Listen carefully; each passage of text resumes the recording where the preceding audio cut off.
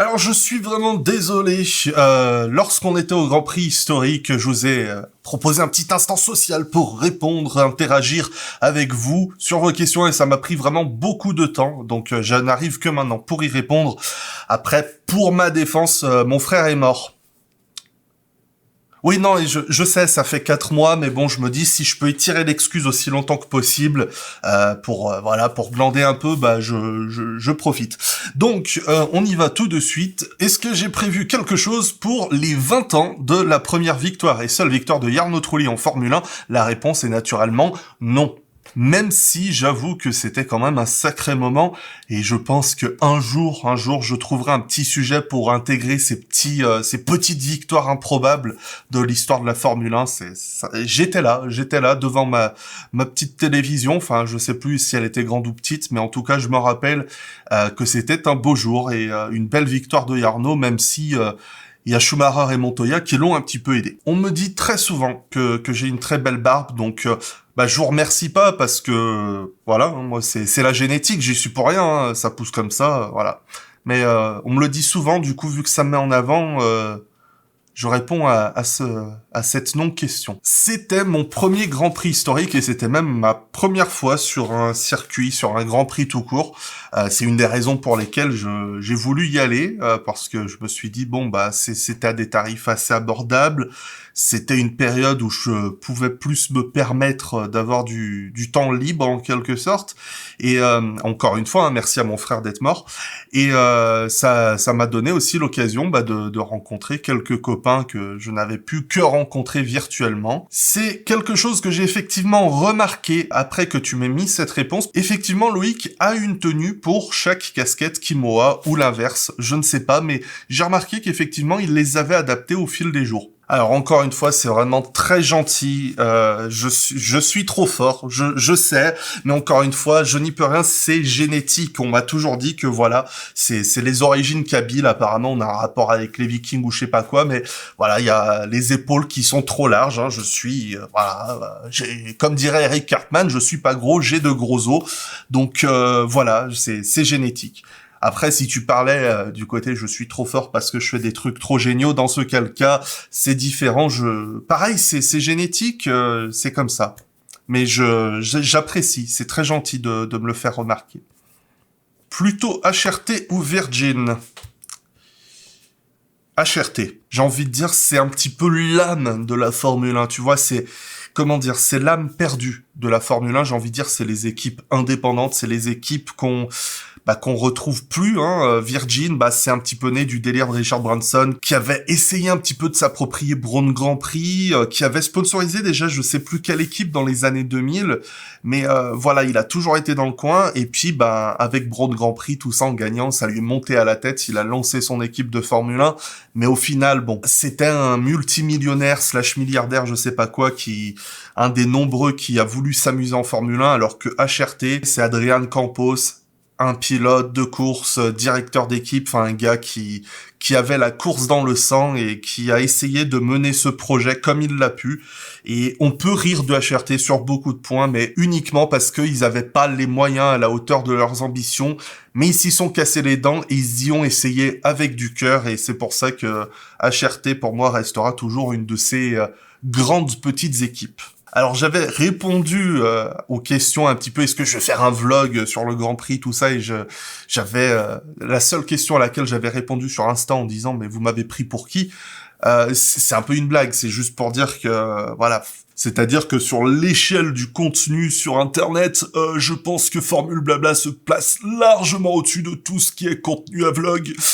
Moi je préfère dédier mon énergie et ma chaîne à tout ce qui est contenu historique. Oh putain, je me déteste, j'ai envie de me tarter en parlant comme ça, mais j'essaye de me projeter dans la tête de certaines personnes qui produisent ce genre de trucs. Mais plus sérieusement, il y aura rien sur Formule Blabla, mais je partagerai à l'occasion dans les outils communautaires tous ces trucs, un genre de petit compte-rendu écrit et vidéo qui existera pour justifier un petit peu tout ce qui s'est passé. Et quand je dis justifier, c'est parce que je rappelle que Formule Blabla, ça fait partie, c'est un projet que je finance avec mon association OS Production.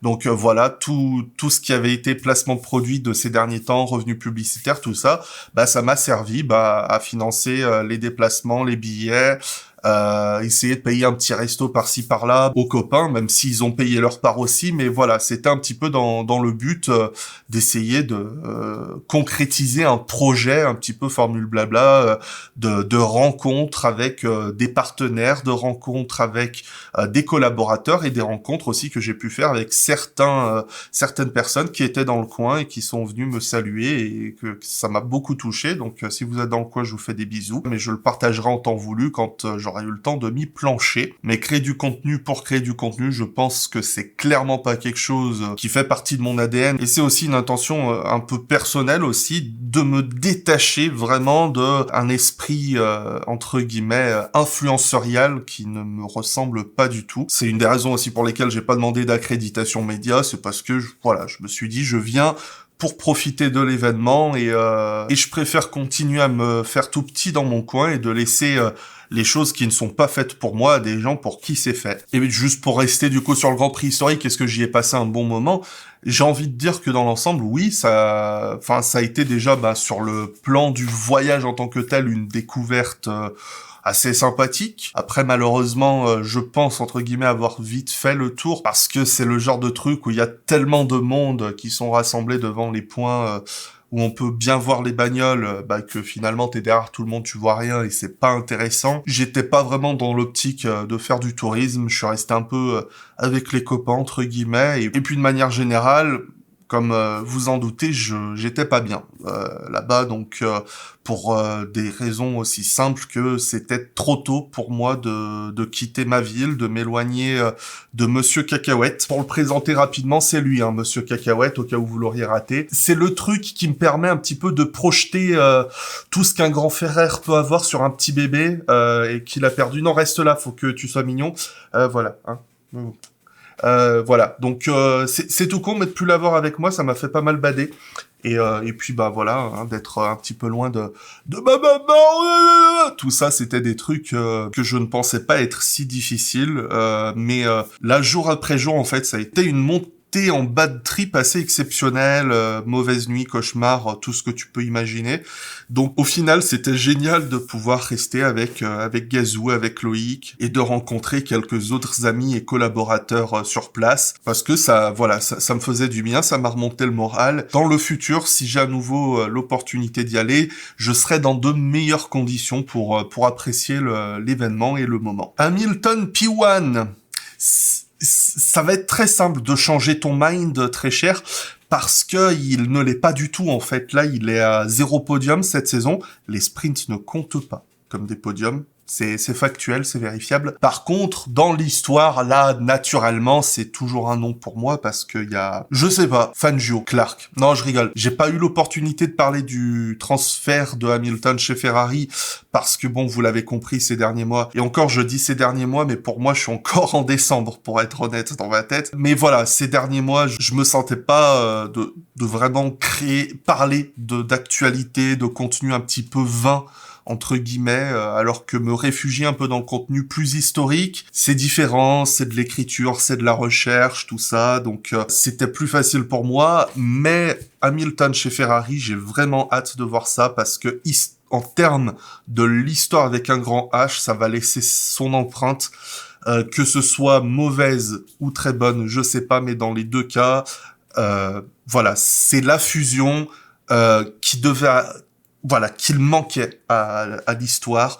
On l'a eu avec Vettel, on l'a eu avec Alonso, on l'a eu avec Schumacher, on ne l'a pas eu avec certains grands comme je pense à Jim Clark, Graham Hill, Jackie Stewart, mais voilà. Hamilton chez Ferrari, ça arrive et c'est génial. Compte-je faire quelque chose un jour sur les meilleures voitures de Formule 1? Non. Est-ce que j'y compte? Non, mais ça veut pas dire que c'est exclu. Par contre, sur les réseaux sociaux, je travaille un projet pour régulièrement un peu présenter des Formule 1, tout simplement, avec des photos, sans avoir grand-chose à dire dessus, mais des Formule 1 qui sont un petit peu originales à regarder, sur lesquels il y aurait pas grand-chose à dire, mais voilà, juste pour les présenter. Allez, je m'en arrête là pour aujourd'hui. On se refera une saison à l'occasion. En attendant, merci pour tous vos gentils messages, hein, que je n'ai pas tous passés parce que j'ai pas envie de faire trop mégalo non plus, tu vois. Et de manière générale aussi pour les messages privés que vous pouvez m'envoyer, juste comme ça, spontanément. Des fois, c'est gentil. J'essaye de pouvoir répondre à tout le monde et j'espère n'avoir oublié personne, parce que c'est vrai que quand j'ai annoncé un petit peu ce qui s'était passé près de moi, j'ai été inondé sous les messages et c'est vraiment très très gentil.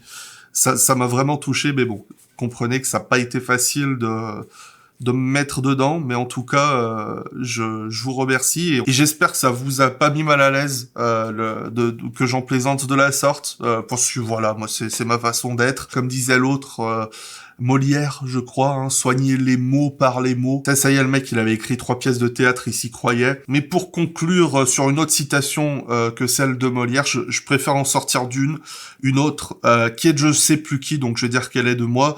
Je préfère rire à des trucs pas drôles que pleurer à des trucs pas tristes.